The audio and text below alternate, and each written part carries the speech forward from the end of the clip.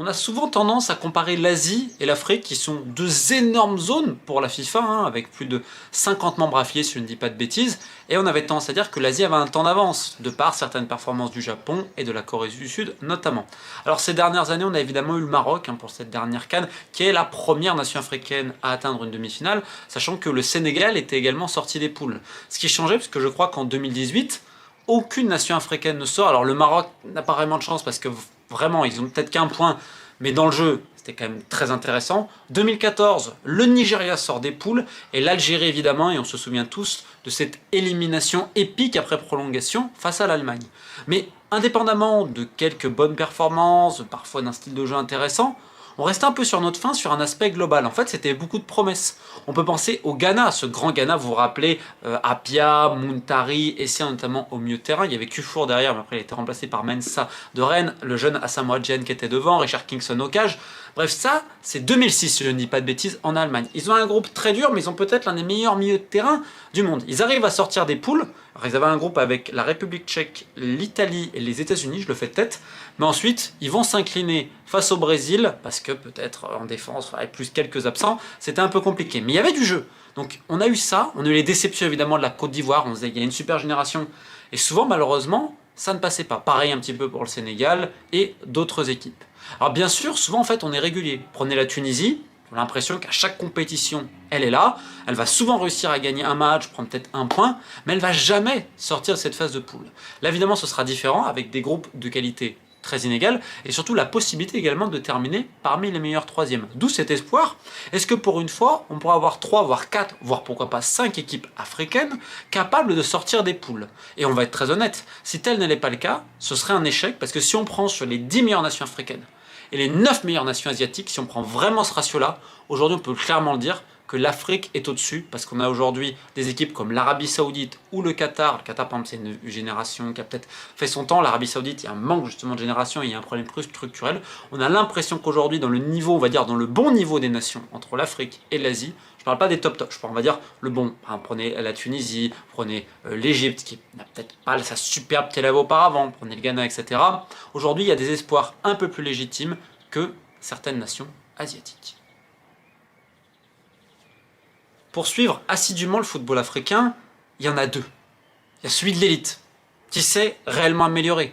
Aujourd'hui, le Maroc est devenu une référence internationale, déjà structurée, mais également sur son projet complet lié au football. Les jeunes, Coupe du Monde U20, les féminines, évidemment les A.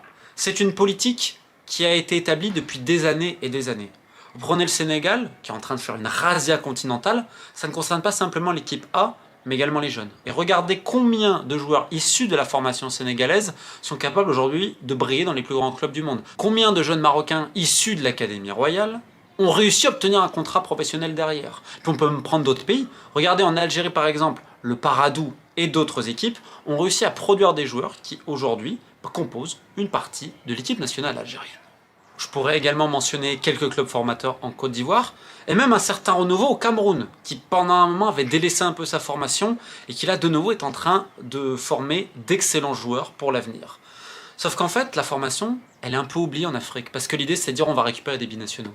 Et en fait, souvent on va regarder la vitrine, waouh, c'est magnifique, en oubliant l'arrière-cuisine, parce que l'arrière-cuisine du football africain, entre on va dire la corruption morale généralisée à la CAF, et le fait que tout ce qui est local, on a tendance à l'oublier, sur l'autel des performances et des étoiles, des paillettes et des grands résultats, ça fait quand même tâche. Néanmoins, on remarquera que dans les équipes qui vont bien, notamment Maroc et Sénégal, cette formation locale, elle n'a pas été oubliée.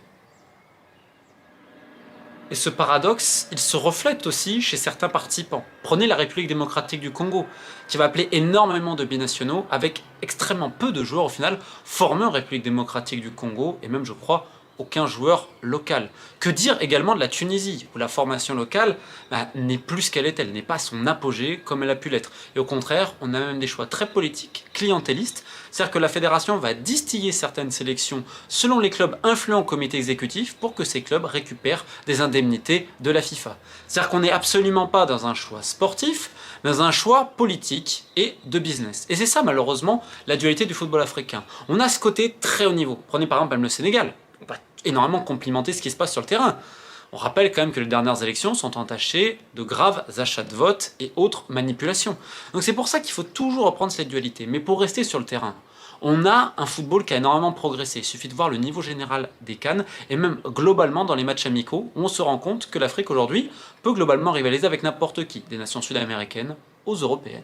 Ce qui est très intéressant, c'est qu'on se rend compte qu'il n'y a pas qu'un seul football africain. Prenez par exemple l'Égypte, c'est toujours les joueurs locaux, le championnat. Néanmoins, l'équipe nationale, depuis quelques temps, elle ne fait pas forcément rêver sur le terrain. Et il n'empêche qu'elle est capable d'obtenir des résultats. Quant à l'Afrique du Sud, dans le jeu, souvent c'est très léché. Ils ont un excellent gardien, énormément de joueurs encore qui évoluent dans le championnat local, qui gardent une certaine puissance financière. Néanmoins, des fois, ça manque de tranchant, ça monture, notamment devant les buts. Alors que quand on prend le jeu, on se dit, l'Afrique du Sud peut rivaliser avec potentiellement de meilleures nations. Et puis on a un renouveau, on a le Cap-Vert pour sa première, avec des joueurs parfois quadragénaires, une des équipes, je crois, les plus anciennes du tournoi, les Ryan Mendes et tant d'autres, Vizinha, je crois qu'elle a 40 ans. C'est une récompense pour toute une génération. Et malgré ça, elle n'est pas qualifiée, elle ne s'est pas qualifiée lors de la dernière Coupe d'Afrique des Nations, alors qu'elle était justement régulière depuis quelques tournois. Ça montre justement la densité du football africain. Et pourquoi le niveau s'est élevé? Parce que justement dans toutes ces qualifications, qu'elles soient pour la Coupe du Monde ou pour la CAN, le niveau global des sélections, le niveau moyen a augmenté, ce qui fait que les meilleures équipes aujourd'hui ne peuvent pas aller, par exemple même au Burundi ou que sais-je encore, et gagner 3, 4, 5-0 comme avant. C'est aussi pour ça que le niveau a progressé. Cette richesse, cette diversité, elle ne peut plus rester au stade des promesses. Parce que ça a été souvent le problème avec le football africain. On sait qu'il y a beaucoup de talent, que parfois il y a des arabesques, des gestes magnifiques, des inspirations, qu'on est capable de grandes choses, mais aussi de perdre contre n'importe qui. Et l'irrégularité des grosses équipes africaines, particulièrement lors des Coupes du Monde, il est frappant en fait sur la durée. C'est pour ça que 2026 ne peut pas être encore l'année de l'irrégularité. Alors bien sûr, on a le Ghana, les zombies du Ghana, alors des actions individuelles, les individualités qui vous sauvent, un coup franc de coup douce ou que sais-je encore. Le Ghana, c'est l'exemple de ce qu'il ne faut pas faire depuis des années en Afrique. Simplement se contenter des noms, on est le Ghana, etc. Et souvent la qualité individuelle fera un peu la différence, on va dire, contre des nations qui sont intrinsèquement inférieures. Par contre, au moment où ça va être quasiment la même qualité en face, vu qu'il n'y a pas de travail réalisé depuis un moment, qu'il y a une absence de projet, des soucis d'ego, du clientélisme et de la politique, souvent tu as tendance à t'écrouler. Donc ça, on va dire, c'est le mauvais exemple. On sait que le talent il est là. Maintenant, est-ce qu'il pourra aboutir? Et l'exemple le plus frappant, c'est bien sûr la Côte d'Ivoire, qui, en termes intrinsèques, a tout ce qu'il faut pour aller très loin. Mais encore attention, c'est loin d'être la seule nation. Donc bien sûr, on fera quelques focus particuliers sur certaines nations, Maroc, Algérie, Congo, Côte d'Ivoire, potentiellement Sénégal. Ne vous inquiétez pas, on prendra des angles très précis. Mais j'aimerais terminer cette vidéo avec évidemment un mot pour l'arbitre somalien qui avait officié l'année dernière en finale retour de Ligue des Champions de la CAF, meilleur arbitre africain désigné par la CAF l'année dernière, qui avait des problèmes avec son visa depuis un moment pour les États-Unis. Il faisait partie des 52 arbitres retenus par la FIFA pour la Coupe du Monde. Finalement, ces derniers jours, avec l'ambassade somalienne de Nairobi, il avait obtenu un passeport diplomatique. Il a voyagé. Et les États-Unis lui ont refusé l'entrée au territoire et ils l'ont même renvoyé dans un avion direction la Turquie, on ne te veut pas. Donc c'est l'un des 52 arbitres désignés par la FIFA pour officier dans cette Coupe du Monde, l'un des meilleurs sifflets en Afrique, et qu'est-ce qu'on a comme réponse de la CAF? Rien. Donc c'est ça qu'en fait je voulais terminer, c'est qu'en 66, un petit peu avant, la CAF s'était rebellée vis-à-vis d'un système qu'elle jugeait inique. Certes, il y a peut-être des volontés politiques qui rentraient dans une période particulière de l'histoire. Néanmoins, aujourd'hui, on est en 2026. On a une FIFA qui domine complètement la CAF. On a presque un colonialisme 2.0. Et on a les dirigeants du football africain contre quelques biais, quelques promotions, quelques entrées qui, pour le moment, ne disent rien, alors qu'un de leurs meilleurs sifflets a été interdit de territoire aux États-Unis pour aucune autre raison que sa nationalité, parce que le pauvre est somalien. Bref, j'espère que ça vous permet d'y voir un petit peu plus clair. Et pour ceux qui veulent en savoir plus sur le foot africain, je rappelle que dans mon dernier ouvrage, l'autre Coupe du Monde de l'oubli au paradis, on suit justement toutes les qualifications en Afrique et ailleurs. Donc n'hésitez pas, librairie Amazon, Fnac. Merci à tous, à demain, équipe de Faith.